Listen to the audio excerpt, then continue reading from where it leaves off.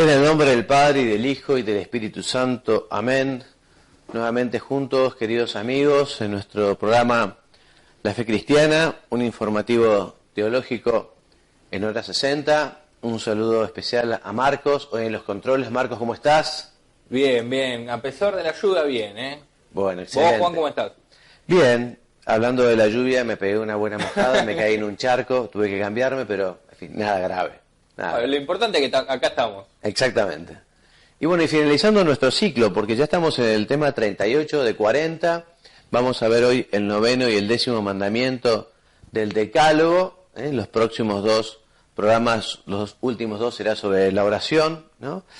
Y comenzamos estos dos últimos mandamientos recordando lo que nos dice el libro del Deuteronomio en el Antiguo Testamento, es el capítulo 5, que dice: no codiciarás la mujer de tu prójimo, ni desearás la casa de tu prójimo, ni su tierra, ni su siervo, ni su sierva, ni su buey, ni su asno, ni ninguna cosa que sea de tu prójimo, ¿no?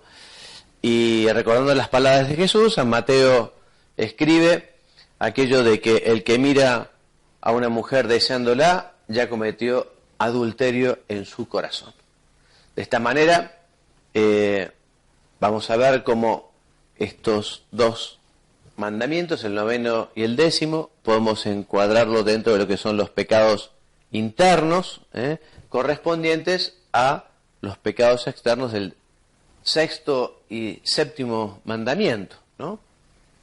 De modo que este 9º y 10º mandamiento nos ordena vivir la pureza, el 9º mandamiento, de pensamiento, y el desprendimiento de los bienes materiales, el 10º mandamiento. Tanto la pureza como el desprendimiento son pecados internos, tienen que ver justamente con los pensamientos y los deseos, ¿no? Según las palabras de Jesús en las bienaventuranzas, que dice: bienaventurados los limpios de corazón, porque ellos verán a Dios. Y también nos dice el Señor: bienaventurados los pobres de espíritu, porque de ellos es el reino de los cielos. Bueno, así ya vamos encuadrando el tema del 9º y 10º mandamiento, ¿no? Y la primera cuestión que nos podemos plantear es, ¿por qué algo que es de pensamiento, algo que no daña a nadie, algo que no sale de mi interioridad, es una acción reprobable? ¿Por qué pecaminosa? Quizá una primera pregunta que uno puede hacer: si yo no lastimo, no daño a nadie, ¿no? Y el texto nos invita a recordar las listas de pecados que nos trae la Biblia, el Nuevo Testamento, que son sobre todo pecados externos, ¿no? Porque nos habla del adulterio, de la fornicación, de los homicidios, de la idolatría, hechicerías, pleitos, ira. Pero no son todos pecados externos. También nos habla de las envidias, de la mala concupiscencia, de la avaricia. Y de hecho Jesús mismo explica que es justamente del corazón del hombre donde proceden los malos pensamientos, las muertes, los adulterios, las fornicaciones, los hurtos, los falsos testimonios, la blasfemia, capítulo 15 de San Mateo.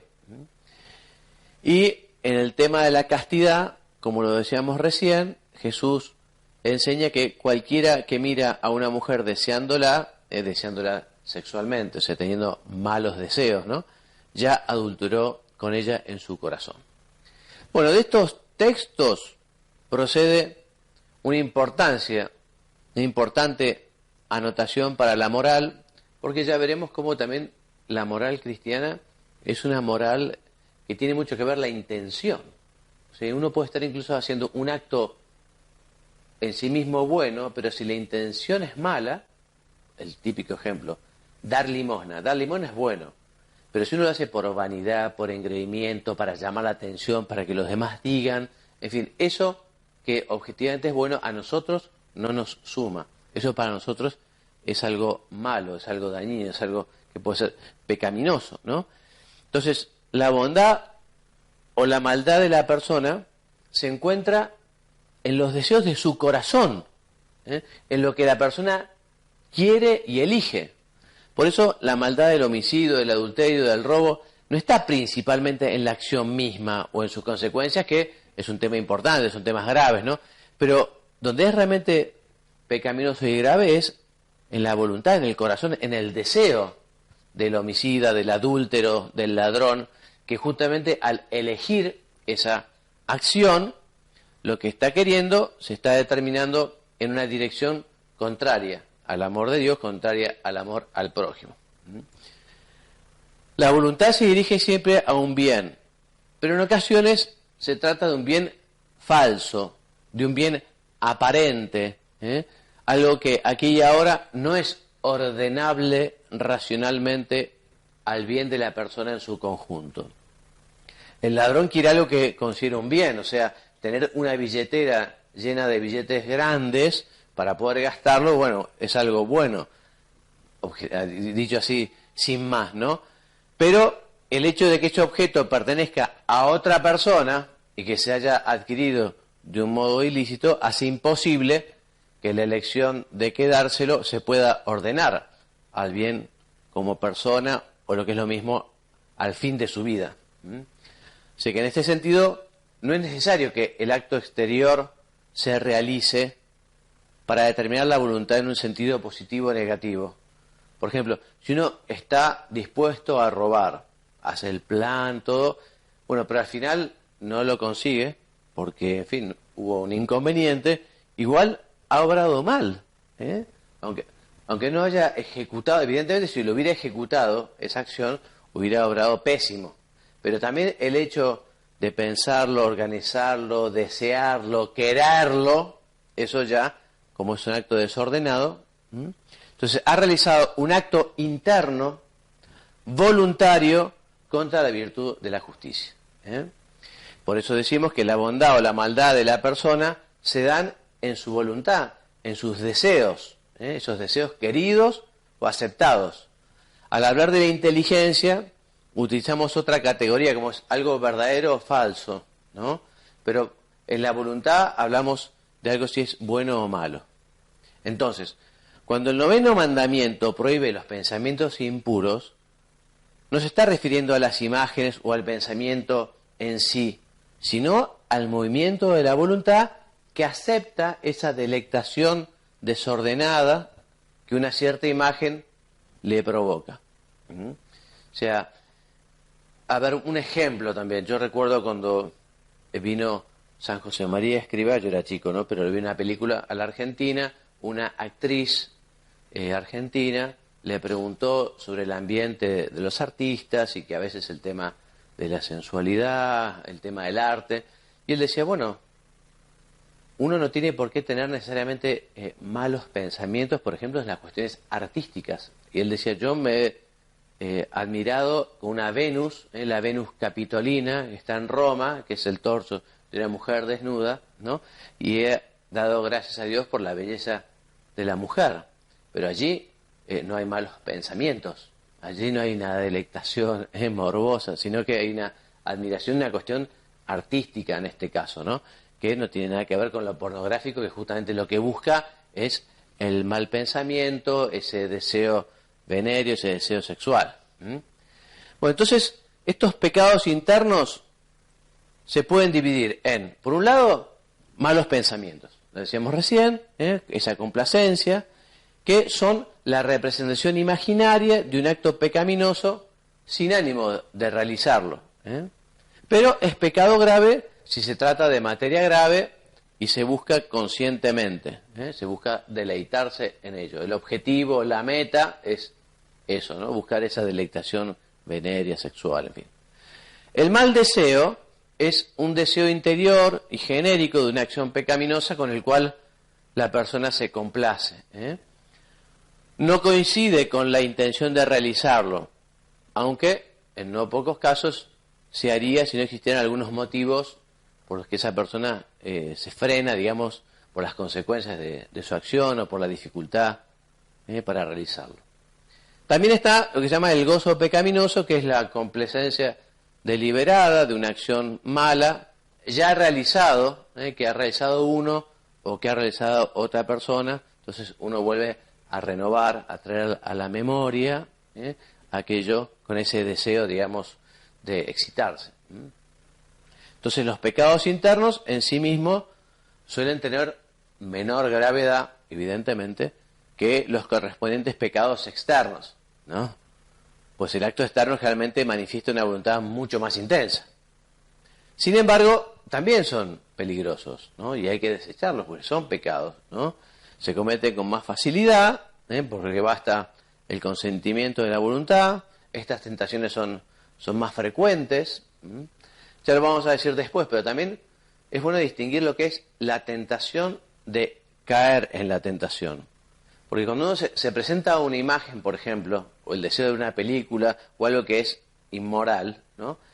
Primero está la tentación, viene esa imagen, viene esa cosa, pero después está el momento de la decisión. Si uno dice, no, voy a cambiar de canal, voy a dejar de ver esto, voy a hacer otra cosa, uno, digamos, rechazó la tentación. Si uno dice, no, yo voy, entonces ahí ya es la voluntad la que elige y la que acepta.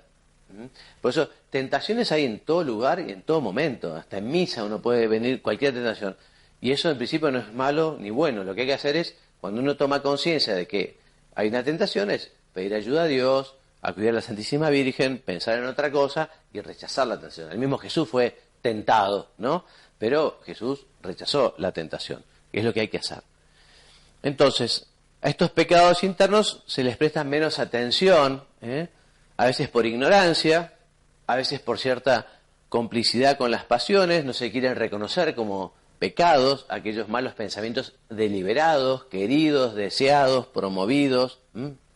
Estos pecados internos pueden deformar la conciencia, por ejemplo, cuando se admite el pecado venial interno de manera habitual, con cierta frecuencia, aunque uno no quiera el pecado grave, pero puede estar, digamos, cediendo en este sentido.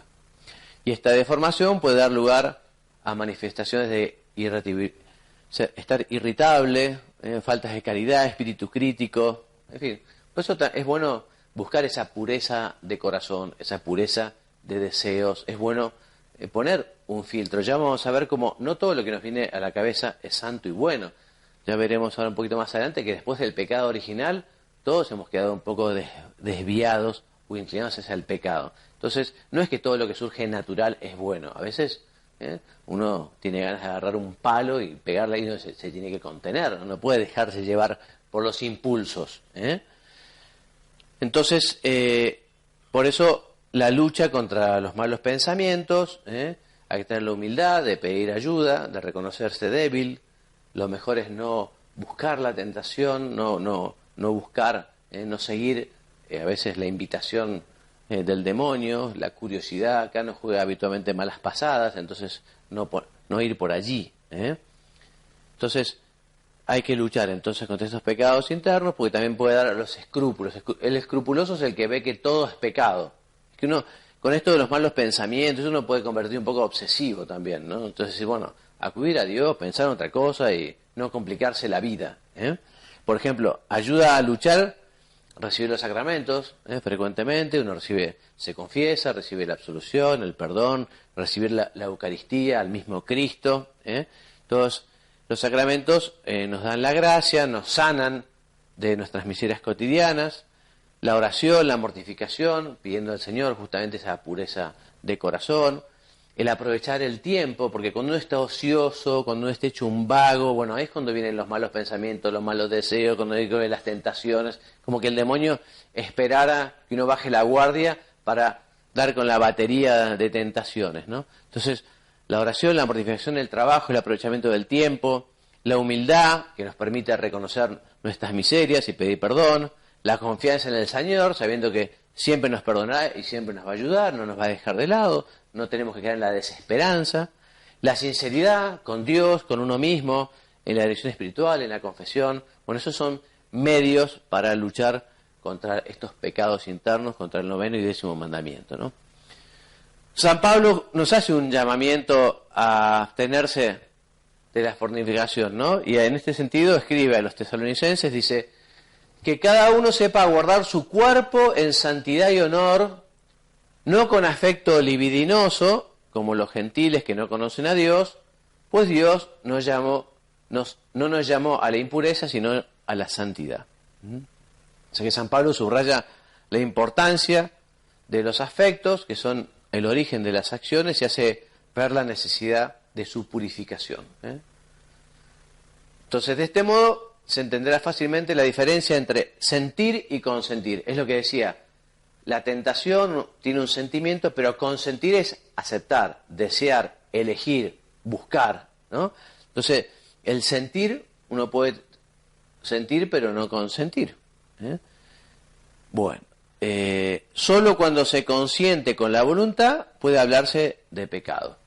Solo cuando hay consentimiento. Sin consentimiento, no sé, uno está dormido, o está sonámbulo, o padece algún tipo de violencia, y bueno, uno ahí no está sintiendo, pero no está consintiendo, porque no está con todas sus facultades mentales, por ejemplo. Bueno, sigamos hablando de la purificación del corazón. Decíamos que estos son pecados internos, hacen referencia justamente al corazón. El 9º y 10º mandamiento considera los mecanismos íntimos que están a la raíz de los pecados contra la castidad y la justicia, y en sentido amplio, de cualquier pecado. En este sentido, en sentido positivo, estos dos mandamientos nos invitan a actuar con rectitud de intención y con un corazón puro. Por eso tiene una gran importancia, ya que no se queda en la consideración externa de las acciones, no en la forma exterior, sino que va a la fuente, a lo profundo, al corazón, al deseo, al interior. Y estos dinamismos internos son fundamentales en la vida moral cristiana, donde los dones del Espíritu Santo, las virtudes infusas, son moduladas por las disposiciones de las personas. O sea, si tenemos un corazón puro y limpio, y bueno, vamos a poder recibir la gracia de Dios, vamos a poder recibir los dones del Espíritu Santo, vamos a poder dejarnos modelar y ir configurándonos con Cristo. ¿Sí? Tenemos malos pensamientos, malos deseos, en fin, estamos llenando el corazón de esto y no deja espacio para Dios. No se puede amar a Dios y a las criaturas. Entonces, en este sentido, tiene una importancia muy particular las virtudes, o sea, los hábitos operativos buenos, esas disposiciones de la voluntad. Entonces, el que es un hombre virtuoso tiene la virtud, por ejemplo, justamente de la laboriosidad, de la sinceridad, de el rechazar los malos pensamientos. Es un hombre virtuoso, tiene el hábito. Entonces, por eso a veces plantear la vida cristiana solo como no robar, no matar, no meter falso testimonio, mentir, no tener malos pensamientos, no tener malas acciones, no. Bueno, pensar la vida cristiana desde justamente crecer en las virtudes, crecer en amor, purificar el corazón, dejar más espacio a Dios para que esté en mi alma, bueno, eso es algo mucho más animante. Y lamentablemente hay gente que piensa eso, que la vida cristiana es un no. No, las consecuencias del no son el gran sí, que es la opción por Jesucristo. Quien ama a una persona no la va a dañar, y no la va a insultar, y no la va, digamos, a tratar mal, y va a seguir sus sugerencias, si son buenas, en el caso de Dios, los mandamientos, por ejemplo. Bueno, entonces estos mandamientos se refieren a los pecados internos contra la virtud de la castidad y de la justicia, que están bien reflejados en el texto de la Sagrada Escritura, que habla de 3 especies de deseos malos, deseos inmodorados, deseos que no son éticos, que son la concupiscencia de la carne, la concupiscencia de los ojos y la soberbia de la vida, nos dice San Juan en su primera carta, en el capítulo 2. Entonces, este tema que decíamos recién, no nos olvidemos de la concupiscencia. El 9º mandamiento es el dominio de la concupiscencia de la carne. El 10º de la concupiscencia del bien ajeno. Y la concupiscencia, lo que estábamos diciendo, es ese desorden, ese deseo desordenado que tiene su origen en el primer pecado.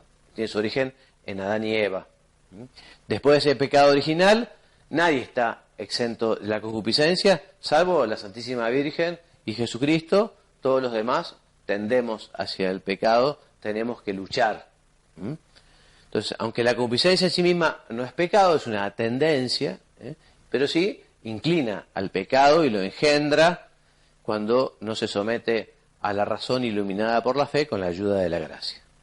Si se olvida que existe la concupiscencia, es fácil pensar que todas las tendencias que uno experimenta son naturales, ¿no? Entonces ahí vienen los que dicen, no, yo soy partidario de ese naturismo, ¿cómo se llama esa tendencia que todos están desnudos, ¿no? En la playa, ¿cómo se llama eso?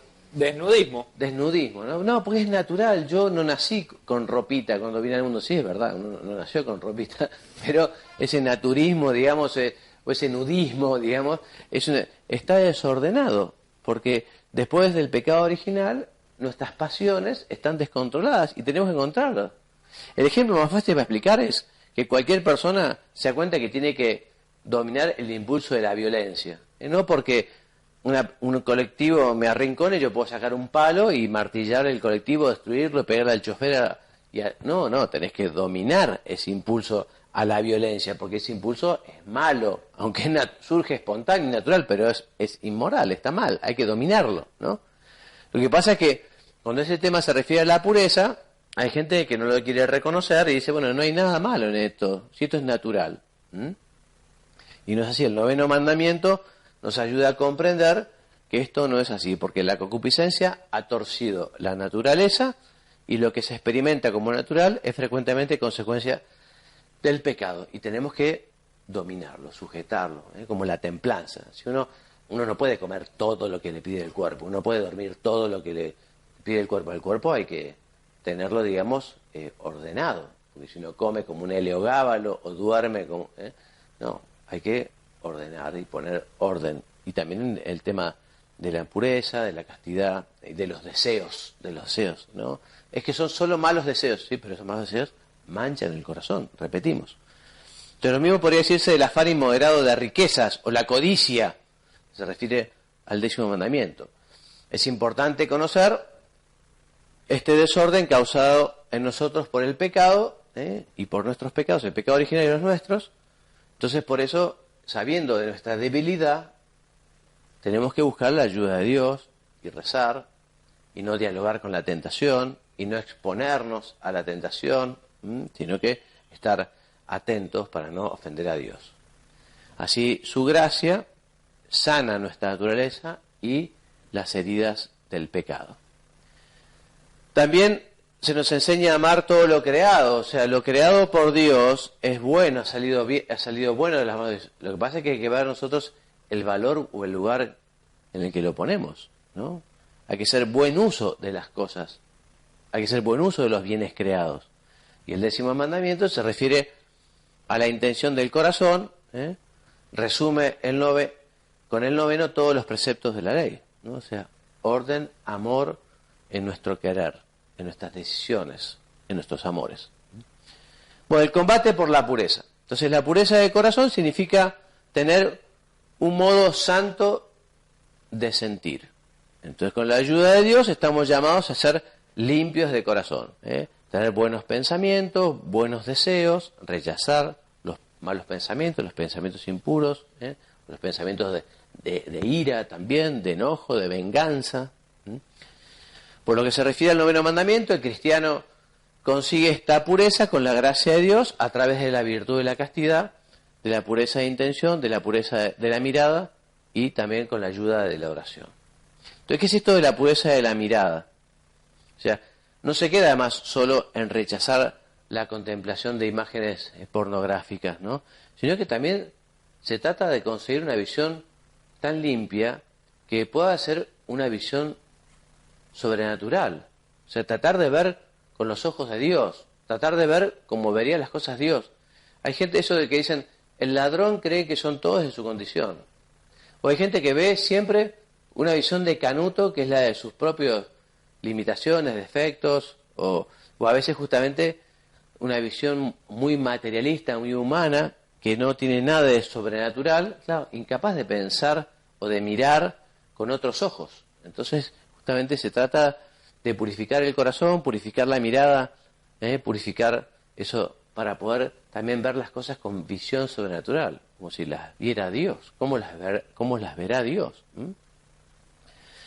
Se trata de una lucha positiva que permite al hombre descubrir la verdadera belleza de todo lo creado y en modo particular la belleza de los que han sido plasmados a imagen y semejanza de Dios. Esta pureza exige el pudor, o sea, esta parte integrante de la templanza. Hoy por hoy el pudor es algo que no se ve mucho y hay un gran exhibicionismo, ¿no? Y, en fin, y eso también lastima a las personas, ¿eh? El pudor designa el rechazo a mostrar lo que debe permanecer velado.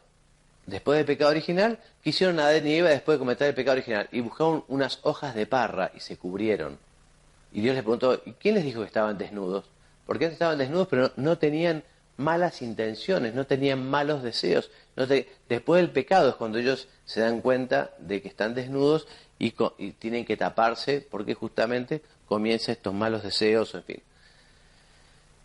Entonces,